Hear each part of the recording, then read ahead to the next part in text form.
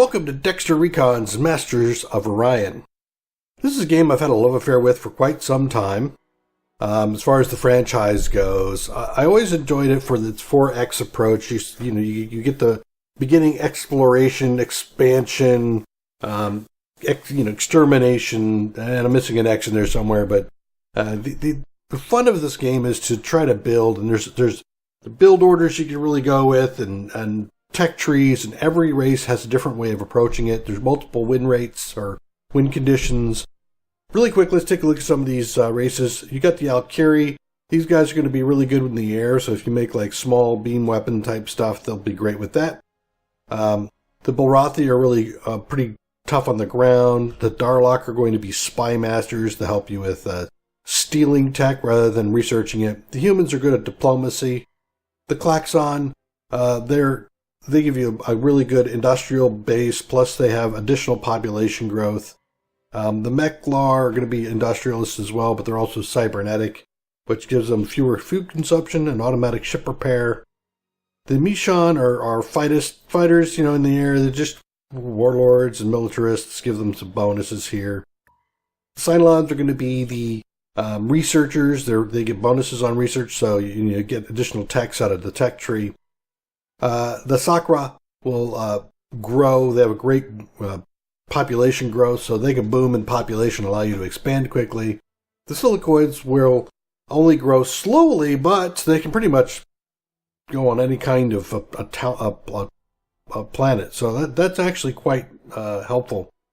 There's some other stuff here if you get the downloaders pack, but we're going to not do that. Or you can always go into the custom, build your own personal group off of the points that you have. You can see I got 10 points here, so I could pick different traits and build out whatever I want to play. Let's do the Mechlar for a minute.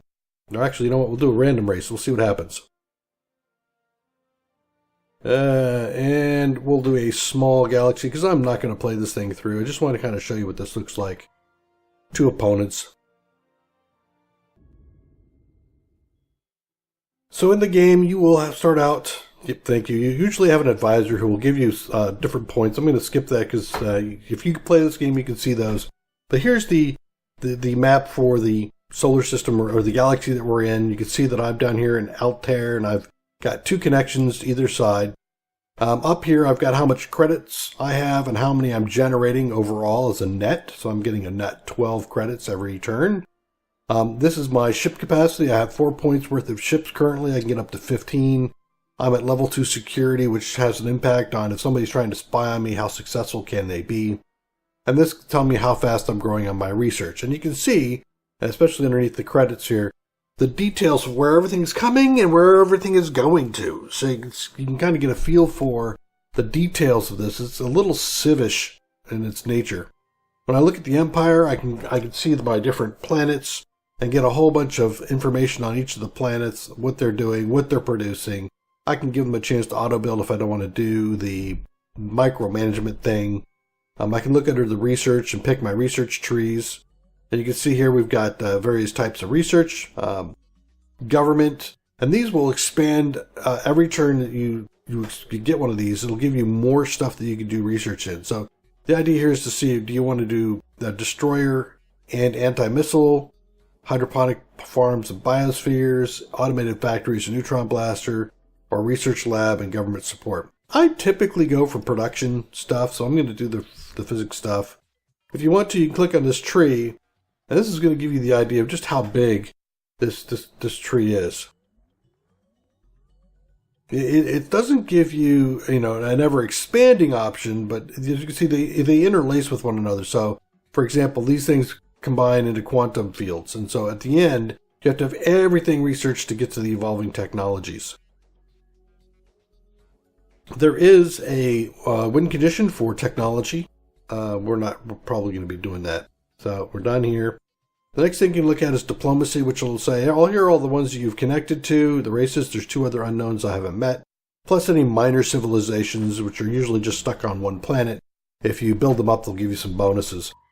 You got espionage, which you can start to train your spies, and then you can send spies either out to mess with another another player, so you can like steal technology, or you can try to prevent them from getting any research points, or you can try to stop them from getting credits, steal some credits.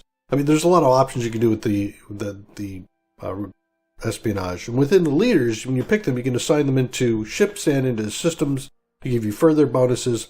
The blueprints is where you can build your ships. This is one of the areas that I think Masters of Orion shines in its ability to give you the feel like I'm owning my own stuff. So you can see I've got this frigate, and if I want to, I can click edit, and it would allow me to do things like change my hull type if I have a different set of hulls. I'm really early in the game, so the frigate's the only thing I have. I can change my themes so that they all have the same kind of theme. Another thing I have in here is if you see the core systems. So if I click underneath core systems and I had something else to put in there, it would give me options. Do I have anything here? Yeah, I can get augmented engines. If I put them in, it's going to cost me 10 and 6 space. I don't have that. I don't have the space for it. As you can see here, here's my space. I could probably up something here. I got a laser cannon. This is set up as point defense. Now let me back out of this. So if I highlight it, you can see weapon facings. Which directions will it shoot in? Underneath the modifiers, it says it's point defense, which means it's a close-in weapon range. You can see the weapon range on this being up to a maximum of 10. I've got 2 weapons in there taking up 4.8 hull space. I get some forward-firing laser cannons in the normal range. These go out to a range of 50. So these are going to be used to shoot things like lasers down, shoot fighters down. And then I got nuclear missiles I can shoot out to 60. So let's see, this is 6 apiece. I don't quite have the range for it, so you know what? I'm going to up. So I've got the space on the ship. So that's one of the reasons why I like to look at this. See, I had half the number of point defense laser cannons. I improved it, so I got a better defense up there. That gives you all the stats on the side. I like this, again, because it gives you the ability to customize. A little bit later in the tech tree, you actually have some specials that not only affect the ship, but affect the entire fleet. So you can actually create support ships that come in and do like fleet-wide jamming, which I really appreciate, so that I'm not just, oh, let's make 2 billion frigates and go see what happens to it. All right, so let's be done with that. I can see I can upgrade this for 17 there. I got a ship that's upgraded, and he's done. And then over here, like I said, you got the known planets to manage. You got my fleets that I can manage, and you got the path to victory. Here are all the different victory conditions. So I can do based on score, conquest, technology, how my economic growth is, the GDP share, the diplomatic, so if I get everybody to vote for me, and then the Antaran victory, which is I find the Antarans and I take them out. So if we click on this planet and we go in, so I can use my mouse to scroll in, I can see that I have around here this one scout, and I'm going to take out the scout. Nope, didn't want to skip it. Darn it. Go back here. Fleet B. This scout. Let's see. Guard. Auto Explorer. Go seek out the world. So he's going to go check out some other stuff. This one here, I can do the same thing as say Auto Explorer. He's going to make a run to the next colony, the next system over. He's going to use the jump gates to do that. And then I can take my frigates and send them somewhere if I want to. I'm actually going to take this frigate because I don't anticipate running into anything, and I'm going to send him over there. Okay, so you'll see that I've selected that. Let's see, there we go. I do a right click and off he goes, and it says how long it's going to take him to get there. It's going to take him 4 turns. He's en route. It's going to probably take him another 3. So this guy here, I'm going to have him just sleep here for a moment. He's the colony ship. I'm not going to use him for anything. When I go into my actual planet, I can reassign my folks here. If I wanted to, I can bring them out of here, and people start to starve and drop off. If I put more people in there, they will continue to grow. As this bar gets to the top, I'll add another colonist to my planet. I can move colonists around if I want to. That would be, I don't have a transport ship, but I don't have to worry about that right now. Here's all the things that I can build. I can do trade goods. I can build a missile ship or a missile base or a space factory, another scout. At the moment, I'm not going to build something. I'm not really interested in the missile base right now. It's going to cause me to have to do some other pay for it, and I'd rather save up my credits at the moment. But as you can see here, I got some research going. That's good. And I've got the food growing at 10 now. So that's going to give me a little bit of a boost. And I can choose my production. It's going to say, what do you want? I'm going to say trade goods. Start that. Done. And then it goes to the next turn, and everybody gets to take a turn and move. And any combat that we run into, you resolve at the time you run into it. So it's not during this turn that you resolve your combat. It's during this turn that the other players will resolve their combat. You can choose automatic combat, or you can choose a manual combat. And we'll want to take a look at that as well. If I click on this other planet over here, you can see that Altair 2 looks like it's a gas giant. Gas giant, yep. So I could probably use this to get some fuel from just by putting a space factory around it, but I can't colonize this one. So now it says next turn. So I'm going to go ahead and click the next turn. Boom, it's saying, all right, fine. I'm still trying to figure out what it's going to do. So on turn 2, that's going to move some stuff around. There they go. Turn 3. All right, I find pirate fleet detected. Where is it? I click on it, it tells me where the pirate fleet's coming from. So I've already got my frigate coming in there. I've got 2 raiders. If I look at this, I click on it, I can see that the strength of this is about a 4. If I look at my frigate, my frigate's up front here. I see I'm an 8, so that tells me that I should be able to take it out if I want to. Here's a planet that's toxic. I have abundant stuff, and I got a special, so I can put gold. And, if I go there, I get some additional billions of credits for it. I don't think I really quite like that just yet. We will move one more time. There we go. We got another discovery here. Where's that? That's a new system. Excellent. What do we got here? We got a tiny planet. So you can see here, for another thing, the tiny planet that's only got 1 out of 5. I've got 8 spaces. But if I click on this one, this large, which has 4, I can see that I've got, 20 spaces. So the more people you can put on the planet, the more you can work on it. Build it up to have a good amount of capabilities. I'm going to run over here and I'm going to have a fight. I want to show you what that looks like.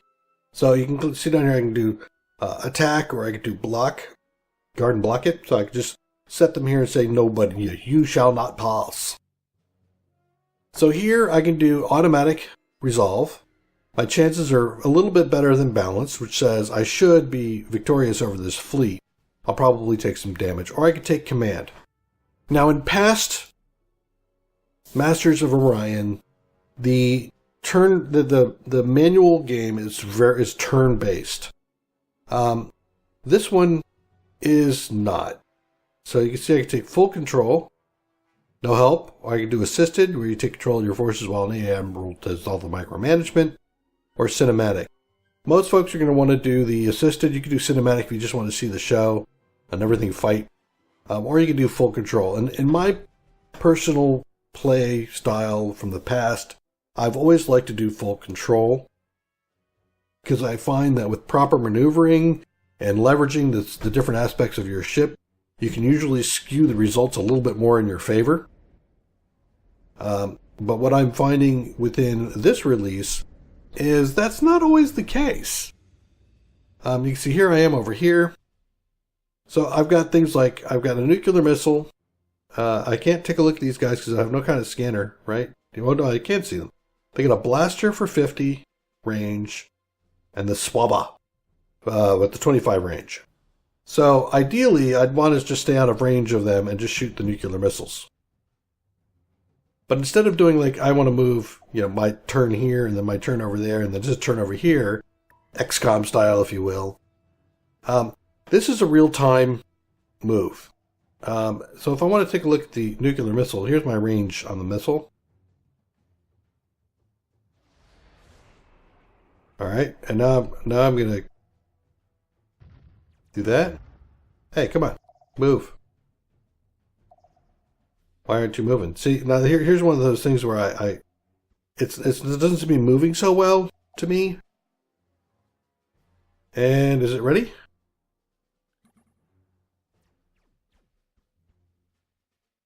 No, see, I can see the little line coming across. Okay, now the nuclear missiles are ready. I can shoot it again.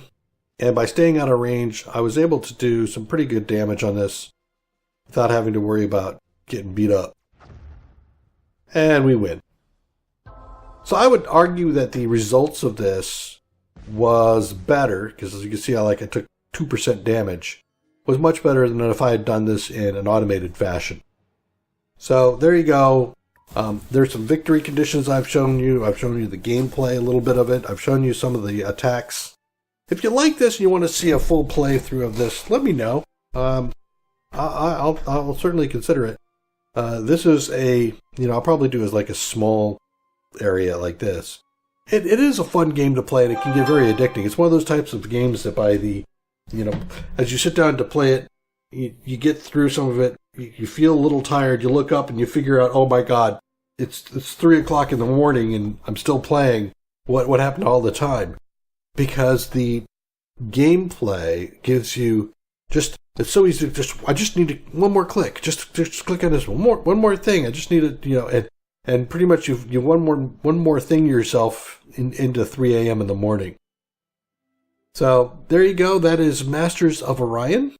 Somewhere on here there is the planet Orion. When you get there, there is a big nasty boss creature. You can run into space monsters as well. If you take Orion, you get special tech that you can't get off of the tech tree, which is end tier equipment. And you won't be able to take out the Guardian until you get pretty close to end tier stuff, or you just have a massive fleet. But take a look at it. Enjoy it. It's a good game. Overall, I would recommend this to anybody who likes Civ-type games or any 4X games. This one is definitely top tier, AAA title, 4X gameplay.